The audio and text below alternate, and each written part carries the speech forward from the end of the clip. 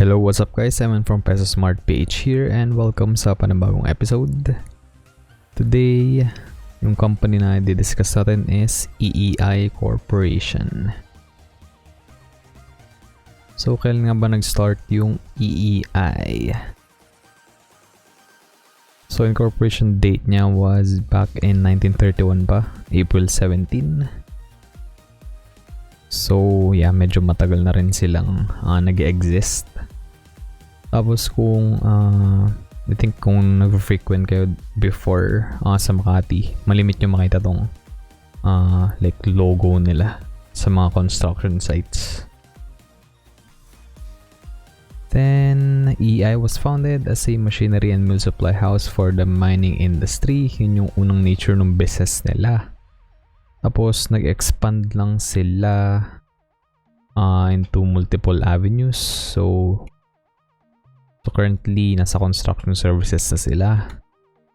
And then supply of like manpower sa mga like ginagawang projects and whatnot.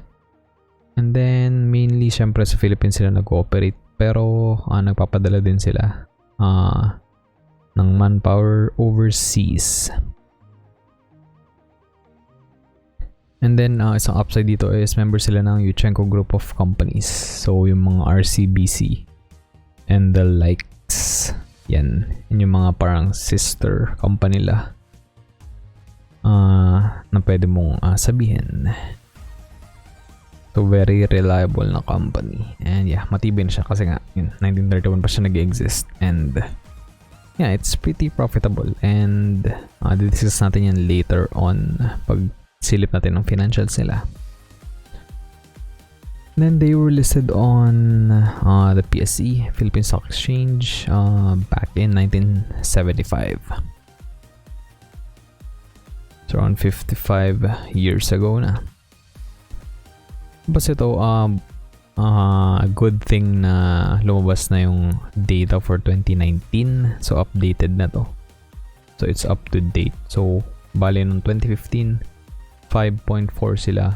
Nag-end 2016 6.12. The next year 2017 yun nag-ano sila halos sa doble, di ba? 12 pesos sila nag-close. That is a very strong year for this stock. And in 2018 medyo bumaba siya, parang nag-normalize yung price, naging 7.95, and then tumaas naman ulit siya noong 2019, which is a very good thing. Naging 9.80 siya. Then ito, as you can see, nasa 4.89 lang yung EEI currently. So, it's really up to you kung sa tingin mo magandang deal na yan, di ba? Kasi it will it will put you back in 2016. Like late 2015, early 2016 yung price na yan. Before siya naabot ulit. Or way back in 2012 pa, diba? Kung nakikita nyo yung graph, sobrang tumaas siya nung 2013-ish going to 2014. Then bumaba ulit, yun, sobrang nag-dip siya before mag 2016. Then tumaas na ulit siya like midway ng 2017 going to 2018. Taas ulit ng prices niya, and then yun, bumaba na ulit siya currently because of the pandemic. So yeah. Ito yung financials nila. So it's up to date na. So kung makita nyo dito, meron negative na net income. So negative 847.70 million pesos. That was back in 2016. I think yun yung time na nag-dip yung stock price nila. Is it? Yes, that's it. And then naka-recover naman sila kahit papaano. So yun yung isang reason nun. Tapos 2017 niya, nakabawi naman sila. Naging 836 million pesos yung net income. Then the next year, medyo bumaba. 532 lang, but it's still on a positive note. And then last year, it's the biggest net income revenue in the past 5 years. So that is a very good sign. But since yun, yung current position nga natin, yung current situation ng mundo, and syempre ng Philippines, kasama tayo doon, is not really good. So we're maybe gonna look at like losses by the end of this year, but we'll still have to see how this will pan out. So nothing is yet set in stone. So yung short-term and long-term borrowings, tingnan lang natin yung 2019 na data. Yung short-term is nasa 7.29 billion pesos. Long-term is at 2 billion pesos. I think medyo bababa naman yun, yung long-term. Short-term is a bit high. But I think yung long-term naman yun talagang dapat mong tinitingnan kung mataas ba siya or hindi. So total borrowings at 9.28 billion pesos, and then net working capital nila is at 3.2 billion. Net cash, net debt is 8.12, and then yung enterprise value is at 18.28 billion pesos. So kung makikita nyo, no 2015-2016 lang, kalahati pa lang yung enterprise value nitong kumpanya. So yeah, maganda talaga yung growth nitong company na to. So business is booming. Well, na-halt siya ng konti with our current situation, but I think it's still a good company to invest in. Then ito yung current price niya. Nakita na natin yung kanina, but ito yung previous close niya last Friday, since yesterday Monday is a holiday, hindi nagkaroon ng trading. So previous close was at 4.98 and it opened at like 5.09. High, yun na din yung high niya, and then yung lowest was at 4.86. Doon lang siya naglalaro. Tapos yung 52-week low niya dati is like 5 lang. I think yun yung price kung saan ako nakabili, but na-push siya sa 4.75 for reasons na i-explain natin later. And then yung value is at 2.4 million. Healthy naman yun. Volume is 492,000. And yeah, later continue a trade at around 9:30 AM. Alright. And then ito yung dividends na binibigay nila every year. 2019, 0.20, and then nag-skip sila noong 2018-17. But like 2016, 2015, 2014, yan, dire-diretso siya simula ng 2011. So that's pretty good. Na-halt nga lang ulit. Nag-announce sila actually earlier this year, like last March, ng dividends. But unfortunately, na-cancel siya. And then, kung i-compare natin yung binigay last year sa current price, yung yield niya is at 4.0899%, which is pretty good for this kind of company. And kung mapapabigay nga yung dividends for this year, it's around like 8-ish%, kasi dalawa siya, dalawang 0.20. So it's at 40 centavos per share, which could have been really good.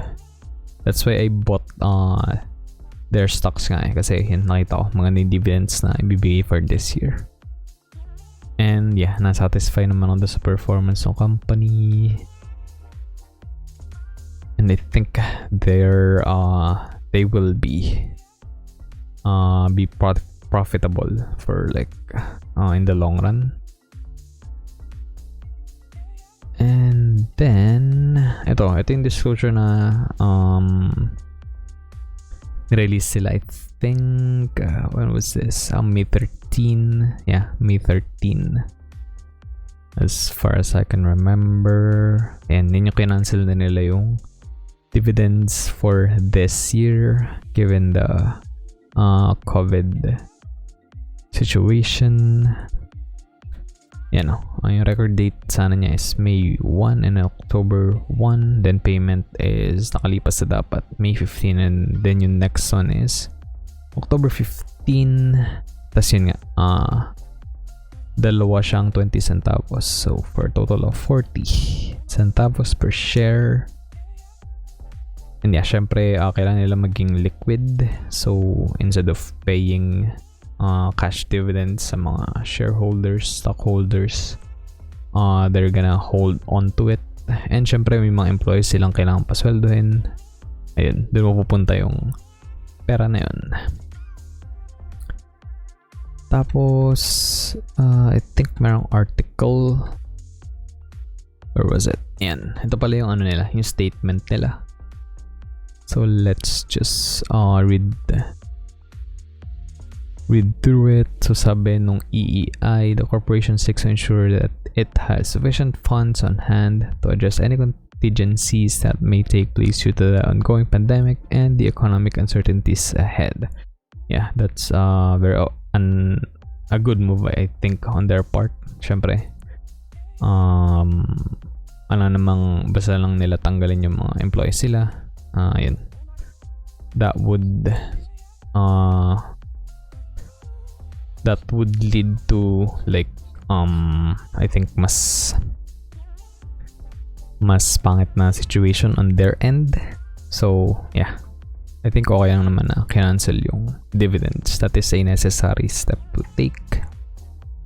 And then of course, sabi nila, in this challenging and difficult time, the company is responding decisively with calculated measures to protect the welfare and interests of all its stakeholders, leveraging on its strength and depth from its 89 years of experience and expertise. Yeah, that makes sense.